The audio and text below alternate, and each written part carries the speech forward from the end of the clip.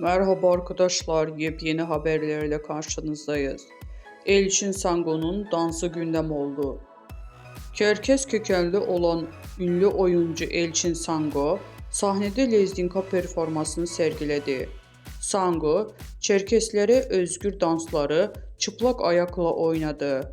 Kahve dansını da sergileyen oyuncunun videolarına birçok beğeni geldi. Elçin Sango'nun hayranları "Zarafet akıyor, çok güzel dans" gibi övgü dolu yorumlar yapıldı.